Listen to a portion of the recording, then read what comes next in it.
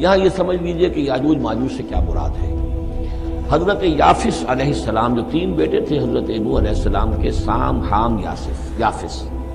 سامی نسل کے بارے میں تو ہم نے بہت کچھ سمجھ لیا کہ حضرت ابراہیم بھی سامی نسل سے تھے، پھر قوم عاد بھی سام ہی کی نسل کی ایک شاخ تھی، قوم سمود بھی اسی کی شاخ تھی۔ یہ تمام جو ہے یہ تو سیمیٹک ریسز ہیں۔ حضرت یافس کی اولاد نے یہ سینٹرل ایشین ماؤنٹینز کا جو سلسلہ ہے اس کو کراس کیا اور شمال میں چلے گئے، اور شمال میں جا کر دائیں بائیں پھیل گئے۔ پھر یہ میدان ہے، ٹنڈرے کا میدان اور فلانے میدان اور بڑے بڑے کھلے میدان ہیں۔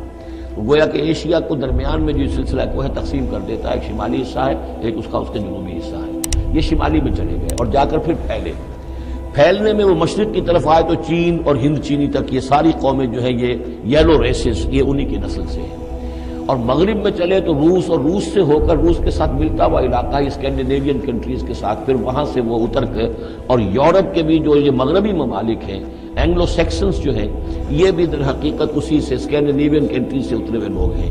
تو یوں سمجھ لیجئے کہ ویسٹرن یورپ اور ایسٹرن یورپ کا بھی خاص طور پر شمالی علاقہ، اور پورا یہ روس کا علاقہ، اور پورا صحرائے گوبی، اور پورا چین، اور وہاں تک جو ہے ہند چینی تک، یہ یافس کی نسل ہے۔ یافس کے جن بیٹوں کے نام تورات میں آئے ہیں، کئی نام ہیں، وہ کوئی ایک دو نہیں، ان میں گوگ اینڈ میگوگ بھی ہے، توبال بھی ہے، موسک بھی ہے۔ موسک ایک شخص کا نام ہے، اور موسکو ہو سکتا ہے کہ اسی نے آباد کیا ہو اور وہیں سے وہ نام بنا ہو۔ توبال اور بالٹک سی جو ہے اس ایریا کے اندر جو ہے بالٹک سٹیٹس، توبال ان کے ایک بیٹے کا نام تھا۔ یہ تورات کے اندر نام دیے گئے ہیں۔ گوگ اینڈ میگوگ، یاجوج ماجوج، یہ بھی انہی کے بیٹوں ہیں۔ یہ تمام اقوام جو ہے یہ وحشی ہیں، اور یہ تاخت و تاراج کرنا، لوٹ مار کرنا، یہ ان کا طریقہ ہے، اور ان کا ہے ذکر جو یہاں پر ہو رہا ہے۔ یہ جو سیلاب آیا تھا، کولونیل سیلاب جو ہم پر آیا تھا، جس میں کہ یہ اینگلو سیکسنز تھے، یہ سب کے سب جو ہیں یہ اسی نارڈک ریسز سے ہیں، یہ بھی یاجوج اور ماجوج کی نسل ہیں۔ ایک سیلاب ان کا آ چکا ہے جو آیا تھا یورپ کے سے نکل کر، یہ کولونیل سیلاب آیا اور پوری دنیا کے اوپر چھا گیا تھا۔ ایشیا اور افریقہ کو انہوں نے فتح کیا، کولونائز کیا۔ اب اگرچہ ان کی وہ بساط ایک دفعہ تو لپیٹ دی گئی ہے، وہ واپس چلے گئے ہیں، انڈائریکٹلی ہم پر حکومت کر رہے ہیں۔ ابھی ان کے جو ملٹی نیشنلز ہیں ان کے ذریعے سے، یا بینکوں کے ذریعے سے، IMF کے ذریعے سے، ورلڈ بینک کے ذریعے سے انڈائریکٹ حکومت ہے جو نیو ورلڈ آرڈر ہے۔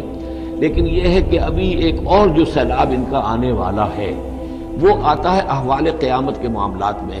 آرمگڈون کے بعد جب حضرت مسیح علیہ السلام کا نزول ہو چکے گا اور یہودیوں کا خاتمہ ہو چکے گا، اور پھر یہ کہ تمام جو عیسائی ہیں وہ مسلمان ہو جائیں گے، عیسائیت ختم ہو جائے گی حضرت مسیح علیہ السلام کے آنے کے بعد، اور مسلمان اور عیسائی مل کر ایک ملت بن جائیں گے، سب مسلمان ہوں گے۔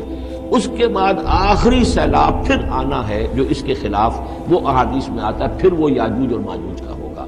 اور میرے نزدیک یہ یاجوج اور ماجوج جو ہے وہ ایسٹرن علاقے سے آئیں گے، چائنا وغیرہ سے، ہند چینی سے۔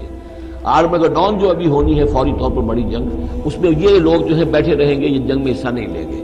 یہ مڈل ایسٹ میں جنگ ہوگی، یورپین پاور ساری ہوں گی، کرسچین پوری طاقتیں ہوں گی، اور ادھر جو ہے مسلمان ہوں گے، اور حضرت مہدی جو ظاہر ہوں گے، جو اللہ تعالیٰ ایک عنایت کرے گا مسلمانوں کو لیڈر عرب کے اندر، وہ پیدا ہوں گے، مجدد ہوں گے، اور ان کے ذریعے سے عرب کے اندر ایک اسلامی حکومت بھی قائم ہوگی۔ لیکن ان کے لیے مدد کے لیے خراسان کے علاقے سے فوجیں آئیں گی، مشرق سے آئیں گی، اور یہ علاقہ جو ہے وہ ہے جو ہمارے قریب ہے، اور ہم بھی اسی علاقے میں ہیں۔ اللہ تعالیٰ ہمیں توفیق دے کہ یہاں وہ ہم پہلے اس نظام میں خلافت قائم کریں، تاکہ یہاں سے پھر فوجیں جائیں اور حضرت مسیح کے ساتھ ہو کر اور حضرت مہدی کے ساتھ ہو کر عیسائیوں اور یہودیوں کے ساتھ جنگ کریں، اور بالآخر پھر یہ کہ پوری دنیا میں اسلام کا بول بالا ہوگا۔ لیکن جب یہ ہو چکے گا اس کے بعد ایک سیلاب پھر آئے گا یاجوج اور ماجوج کا۔ تو یہ چونکہ پوری ایک سلسلہ ہے، ایک نسلیں ہیں اس کے اندر بہت سی، تو ان میں چونکہ تفسیری اعتبار سے بہت سی باتیں جو ہے مختلف آراء بھی سامنے آئیں گی، تو میں نے جو رائے میری ہے وہ آپ کے سامنے بیان کر دی ہے۔